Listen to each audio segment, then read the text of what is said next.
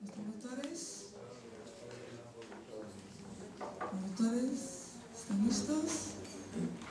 ¿No?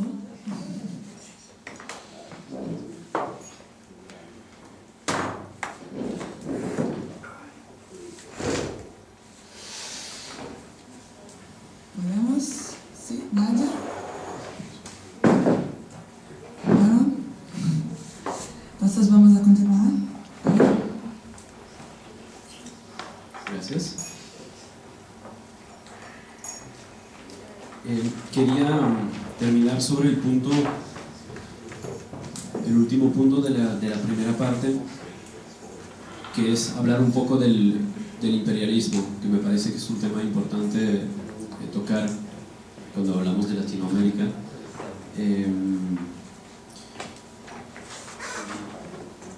América Latina siempre ha sido enfrentada, digamos, a algún tipo de imperialismo. Primero el imperialismo europeo,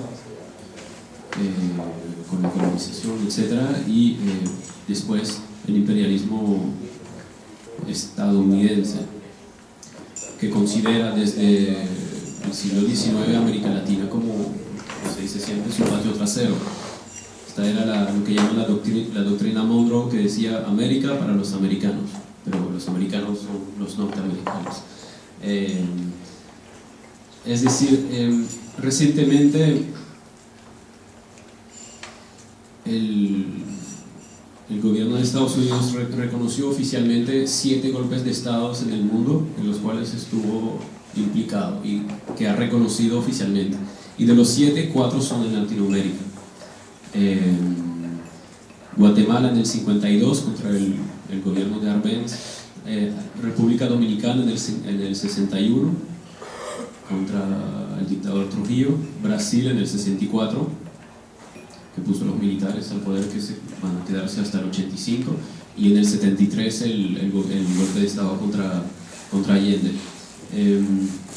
Sin hablar de todos los demás donde tuvieron influencia o donde tuvieron participación encubierta,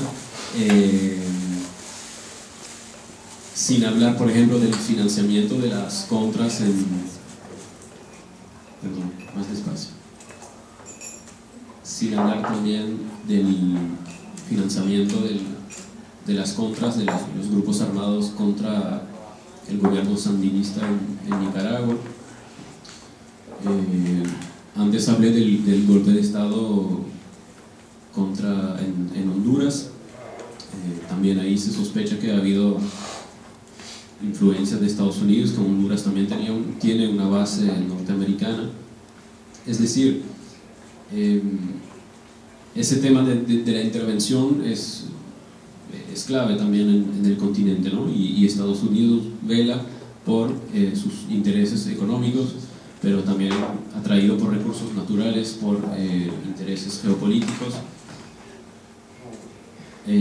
también frente al acercamiento y al aumento de la influencia de China en el continente. Yo imagino que lo han hablado también en la ponencia, una de las ponencias anteriores, pero es China, pero es también Rusia, por ejemplo Irán. Varios gobiernos con los cuales después podemos hablar de eso también, y de esa orientación, de esa política internacional que han desarrollado gobiernos como Venezuela en su relación con Irán, Libia, Siria, etc. Pero está claro que hay una influencia. Hace como 2 años Irán creó un canal en español destinado a América Latina que se llama Hispan TV, para darles un ejemplo, ¿no?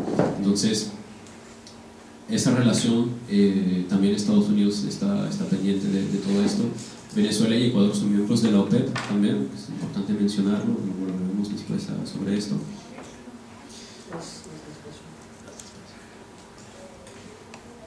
Entonces,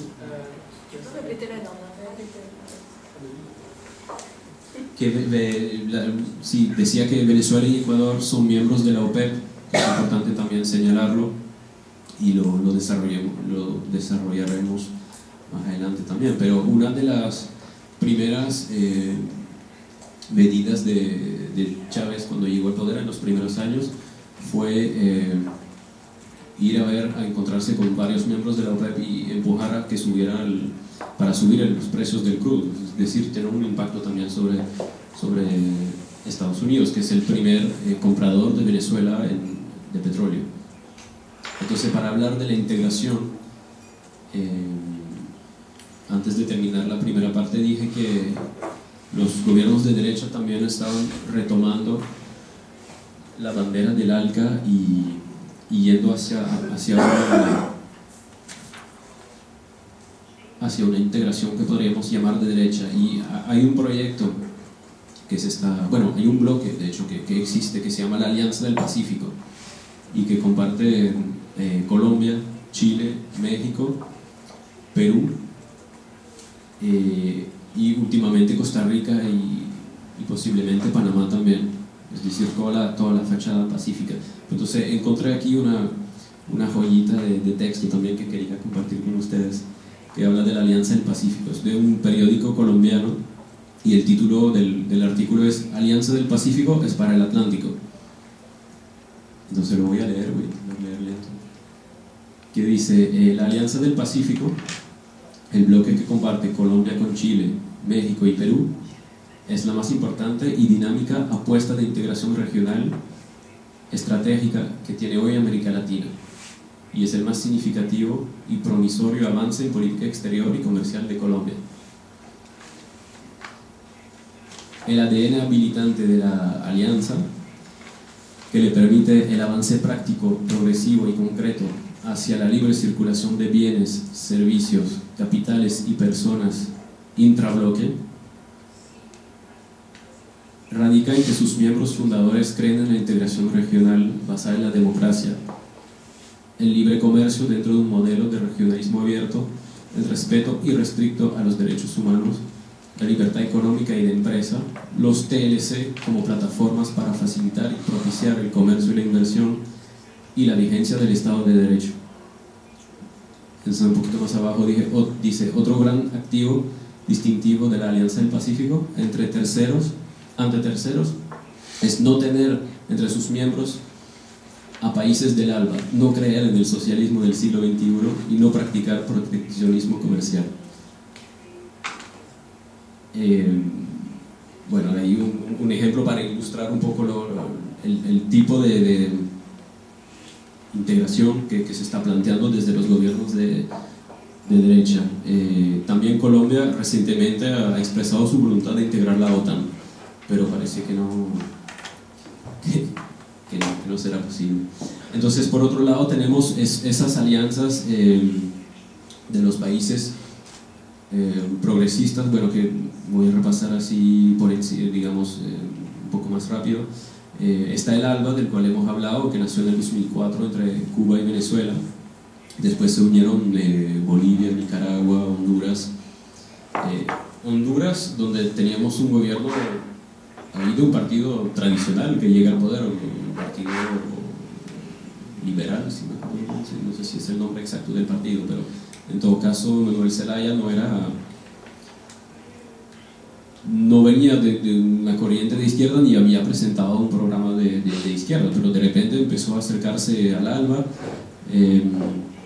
a tener relaciones con Venezuela, etcétera, a tener convenios y a proponer, y eso fue la chispa que hizo que lo sacaran del poder de la manera en que lo hicieron, es que en una elección propuso un referendo sobre si sí o no el pueblo quería ir hacia una asamblea constituyente, y eso fue ya para la burguesía hondureña fue algo así inaceptable, y bueno, ya sabemos qué pasó. Entonces, en el marco del ALBA, de hecho el ALBA se llama TCP, Tratado de Comercio de los Pueblos. En ese marco hay también un acuerdo que se llama Petrocaribe, que es una alianza de Venezuela con las islas del Caribe para venta de petróleo a precios favorables o a tasas muy reducidas.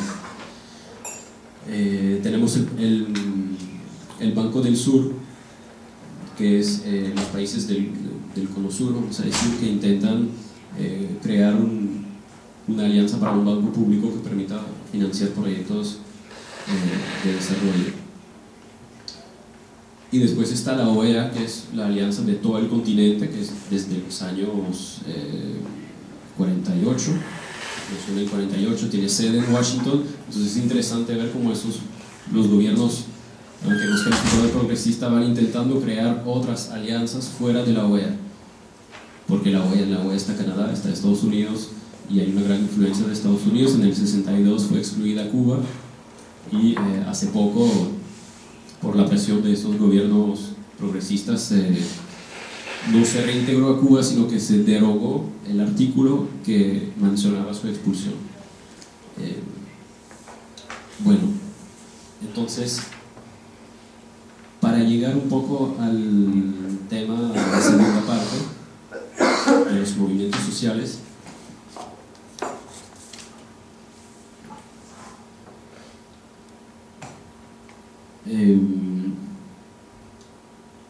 yo diría que toda esa primera parte que hemos hablado de los gobiernos progresistas no hubiese sido imaginable o posible sin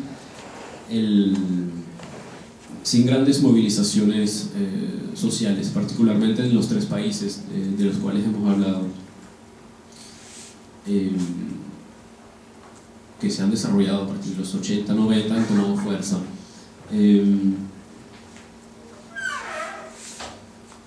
Hemos hablado del ejemplo del Caracazo del 89, pero seguido después por un intento de golpe de los militares, entre los cuales estaba Chávez, que se llamaba el MBR, el Movimiento Bolivariano Revolucionario. Un golpe de Estado un poco desconectado en ese momento con las movilizaciones, pero no era un golpe de Estado, era un golpe de Estado, digamos, de militares nacionalistas que tenían esa idea de acabar con la clase política de la época. Pero durante los años, al salir, digamos, de las dictaduras y en esa época, tenemos también una reorganización.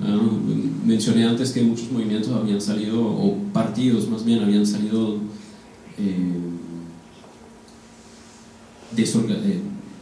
por la represión, desorganizado, diezmado, se podría decir. Y hay, por otro lado, movimientos sociales que surgen y que se van desarrollando. Lo que podríamos llamar una reorganización de las comunidades de base en torno a los barrios, a las asociaciones de vecinos. Tomando el ejemplo de Venezuela, en esa época el principal sindicato, la CTV, la Central de Trabajadores de Venezuela, era parte del aparato, era parte del sistema, era totalmente integrada al sistema bipartidista y jugaba incluso un papel de correa de transmisión, ¿no? Por lo tanto, también había perdido bastante, había sido bastante descreditada.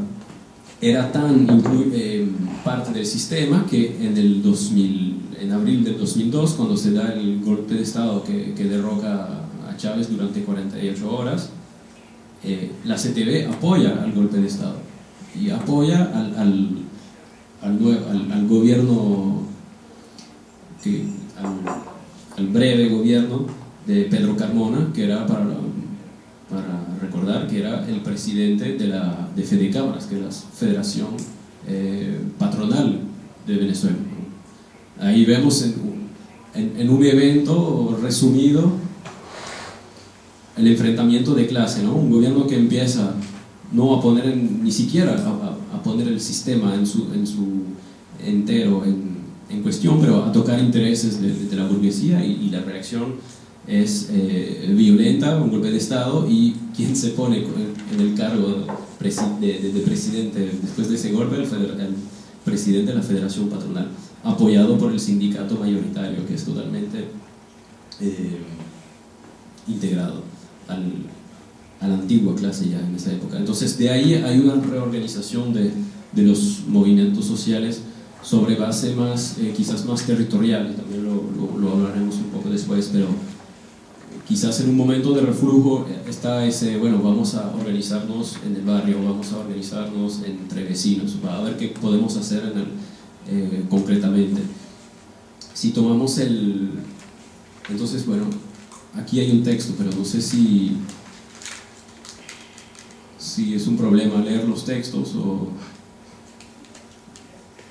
Digamos,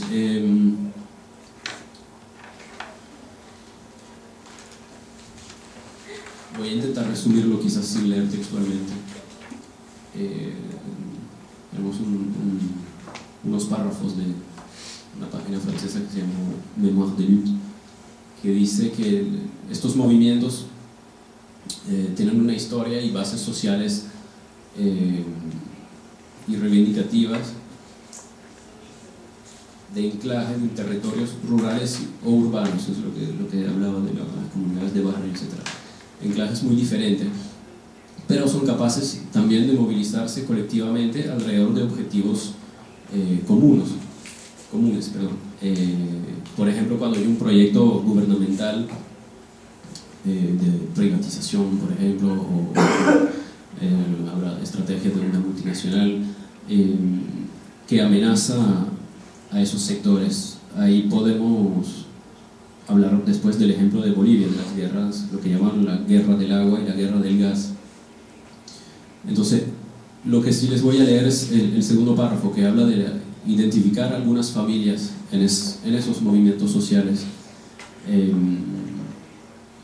que se han forjado en las resistencias a las oligarquías y a las políticas neoliberales. Entonces, él identifica los movimientos indígenas, en particular en los países andinos, los movimientos y sindicatos campesinos, que están, toma como ejemplo el movimiento de trabajadores rurales sin tierra de Brasil, el MST, que es quizás el más grande y el más conocido, más emblemático. Movimientos de mujeres, de sindicatos, de obreros o de la función pública y de estudiantes, también asociaciones ambientales que están en las luchas más relacionadas con el medio ambiente, aunque los movimientos indígenas también, lo veremos después, son activos en eso. Bueno, el último párrafo dice lo que hemos dicho, que estos movimientos han contribuido a la ola, a ese giro a la izquierda que podríamos decir. También Henri Toussaint resalta también eso en uno de los textos. Este sí lo tienen nada más en inglés. Characteristics of the Experience and the Way in Ecuador, Venezuela and Bolivia.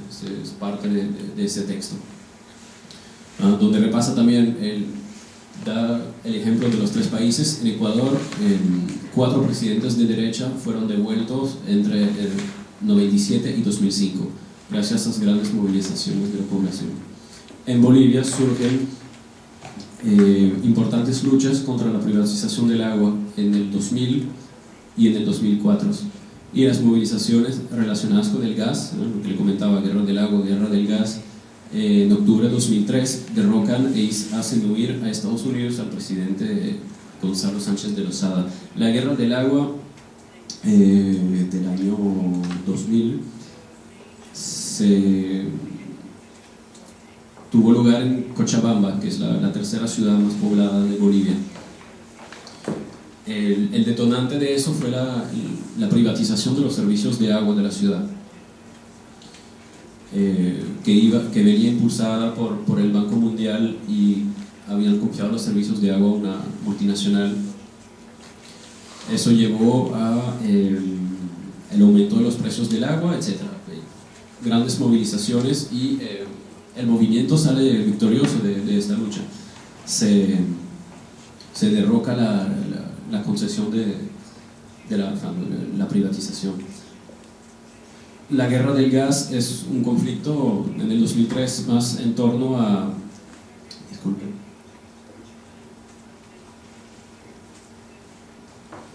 tema de la exportación del gas boliviano a Estados Unidos y México. Esa exportación se iba a hacer por Chile. Bolivia y Chile tienen una rivalidad, podemos decir, histórica, porque Chile le quitó a Bolivia el acceso al mar, lo que han llamado la Guerra del Pacífico. Pero la reivindicación principal no era esa, sino que era que no se exportara el gas de manera a precios casi regalados a Estados Unidos, hasta que no se abasteciera el mercado interno a los mismos precios que se estaba exportando afuera. Es decir, una reivindicación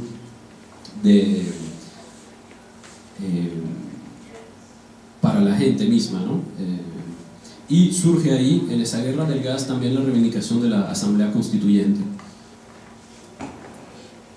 que es lo que va a llevar después, en el 2005, cuando Evo Morales es electo, a esa asamblea que se va a desarrollar. Es interesante quizás debatir un poco el tema de las asambleas constituyentes, qué implican, qué nivel de ruptura puede representar eso. Hoy en día hay políticos en Francia también que están poniendo eso, tomando como ejemplo las revoluciones ciudadanas de América Latina, etc. Hay que ver si realmente, quizás en qué momento puede ser interesante o no. Eso es un tema que se puede discutir también. En el caso de Ecuador tenemos también grandes movimientos sociales, como se ha dicho, pero a la diferencia de Bolivia, donde Evo Morales viene del movimiento social, es un sindicalista cocalero, cultivadores de coca, que proviene de la base, vamos a decir, como Lula en su tiempo, aunque vemos que eso no impide el giro al centro o a la derecha. La diferencia de Ecuador es que Correa no se apoya en ese movimiento, pero no es fruto de ese movimiento, no viene de ahí, es un, digamos, tipo de clase media que ha estudiado en Europa, que ha sido ministro en los gobiernos anteriores, economista crítico, pero que no viene de la base, pero que sin embargo se apoya sobre esas movilizaciones para formar su movimiento también, Alianza País.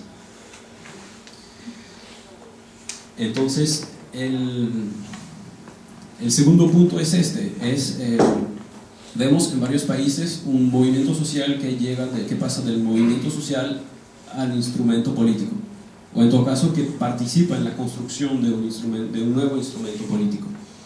Ese ejemplo de Bolivia, el MAS, es creado a partir de ahí, sectores indígenas y campesinos, y el nombre completo es MAS, Movimiento al Socialismo, Instrumento Político para la Soberanía de los Pueblos, IPSP.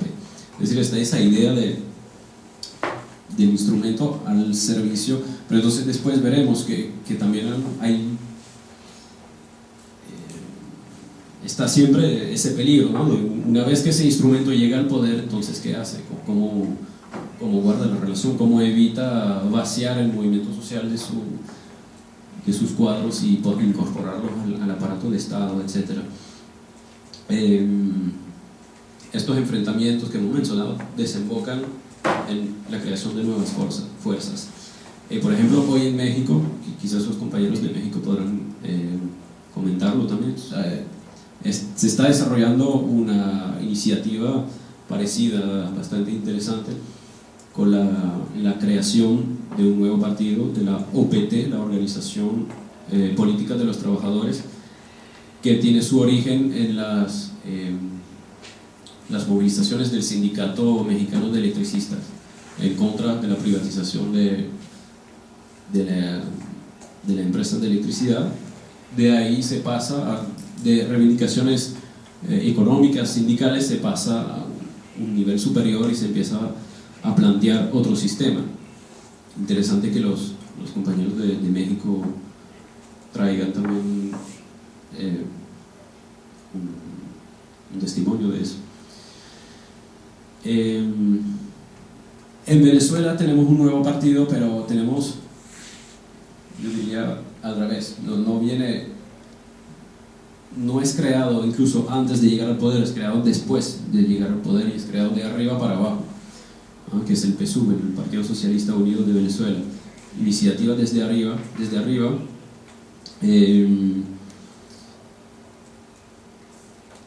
que quizás también por las características de Venezuela y del liderazgo de Chávez, ¿no?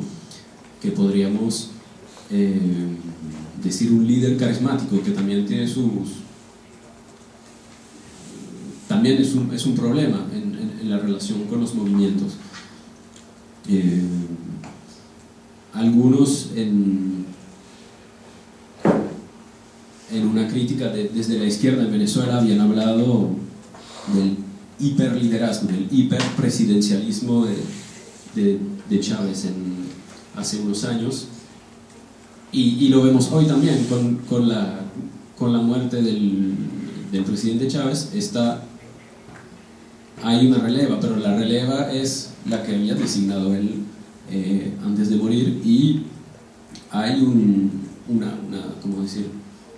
una inseguridad un poco en la continuidad del proceso, ¿no? Que va a ser la nueva dirección. También puede llevar a una dirección más colectiva, pero no es seguro. También puede llevar a un acercamiento con la burguesía o con algunos sectores militares, etc. También es un elemento que hay que tomar en cuenta en América Latina, y creo que, bueno, quizás en otros lados no tanto, mientras no haya grandes niveles de confrontación, pero en algún momento el ejército es algo que hay que tomar en cuenta también, y vemos que en América Latina es un actor importante. En algunos países controla sectores de la economía o tiene cargos importantes en el aparato de Estado, etc. En todo caso, a través de esa evolución, digamos, del movimiento social hacia un nuevo instrumento político, tenemos ese nuevo sujeto del cual habíamos hablado también anteriormente, ese nuevo sujeto social plural, complejo, etcétera, que redefinió de alguna manera las formas de luchas también, como lo mencioné, será en relación a los sindicatos, en relación a los partidos, que han perdido su credibilidad o por haberse integrado al sistema o por formas de corrupción, etc. Entonces asistimos de alguna manera a una localización de los movimientos sociales en algún momento, es decir, de manera más temática, ¿no? Los sin techo, los sin tierra, los sin trabajo, etc. Y es una denominación que usan para identificarse también. En Venezuela hay un movimiento sin techo, en Brasil está el movimiento sin tierra, las fábricas recuperadas en Argentina, es decir, luchas que se circunciben, no sé si es correcto la palabra, circunscritas, ¿no? Circunscritas a una localización, en todo caso, que pueden también ir más allá. Pero entonces les puse un texto de Frank Godillot. Ese párrafo es extracto del texto que tienen, pero no en inglés, el que tienen en español y en francés, porque no existía el texto en inglés tampoco, que se llama Poderes Populares en América Latina. Bueno, ahí no tengo el texto, el título entero, pero bueno, que se refiere a eso, ¿no? Que dice: durante la última década hemos asistido a una relocalización de los movimientos sociales y a un ascenso potencial del espacio local como base territorial de sociabilidad. pero también como centro de reivindicaciones y de la acción de la protesta. Lo que mencionamos, luchar por la vivienda, contra el cierre de empresa, etc. Se trata de construir territorios alternativos o incluso espacios de experiencia en los cuales los participantes intenten traducir a la práctica los valores de participación, de igualdad y de autogestión. Es también un modo de funcionamiento más horizontal, de tipo asambleario. Ayer vi que estaban también abordando ese tema de las formas de decisión, etc. Sin embargo, el arraigo local de los actores y de movilizaciones no es en absoluto incompatible ni con el vínculo político nacional, ni con una proyección de la ciudadanía más allá de las fronteras del Estado-Nación. Bueno, se plantea, lo que plantea ahí también es la cuestión de los límites de movilizaciones que se esfuerzan a obtener un resultado a nivel nacional en ausencia de un proyecto político a escala más amplia. Vemos que los lugares que hemos abordado antes ha habido ese paso hacia un proceso político más amplio, una propuesta política más amplia. En la frase nos dice: el conjunto de estos procesos plantea, por tanto, importantes cuestiones estratégicas sobre el arriba y el abajo, los instrumentos y la táctica de una estrategia emancipadora para el siglo XXI. Es esa cuestión de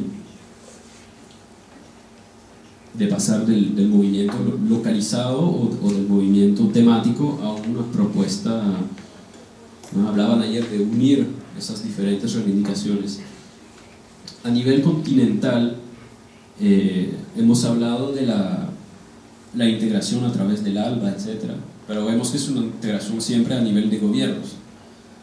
Sin embargo, se ven algunos intentos de colaboración de los movimientos sociales a nivel continental, ¿no? Hace unos meses hubo una reunión en Brasil, de hecho, con la participación del MST brasileño, de lo que llama una iniciativa que se llama los movimientos sociales del ALBA, y que intenta coordinar los movimientos sociales en el continente sin ir hasta hablar de socialismo, pero hablando de posiciones antiimperialistas, antineoliberales, etc., y intentando ser autónomos de los gobiernos, de hecho incluyendo también movimientos sociales que no son de países parte del ALBA, como Brasil no es parte del ALBA, el MST era parte de eso. Por ahora se limitan a ser antineoliberales y antiimperialistas. Bueno, hemos visto un poco la importancia de la reivindicación antiimperialista en América Latina. Podemos quizás deplorar que a veces se limita a eso y no va más allá de un antiimperialismo que puede ser malinterpretado también. El hecho de apoyar a Gaddafi o a Bashar al-Assad no es antiimperialismo, es apoyar una fuerza que se presenta como opuesta a Estados Unidos o a Europa, pero igual no es necesariamente una fuerza, no es para nada una fuerza progresista. En todo caso, es una propuesta interesante el tema de ese movimiento social del ALBA, porque propone justamente, entonces ahí es quizás el punto de tensión, vamos a decir, entre la cooptación entre el gobierno y los movimientos, ¿no? que también hemos abordado, pero que se nota obviamente en los países donde ese aparato, ese instrumento político ha llegado al poder, ¿no? Se traduce por a veces vi que en el texto de presentación de Brasil hablaban de eso, de la cooptación con el gobierno de los movimientos clásicos. Se puede traducir también por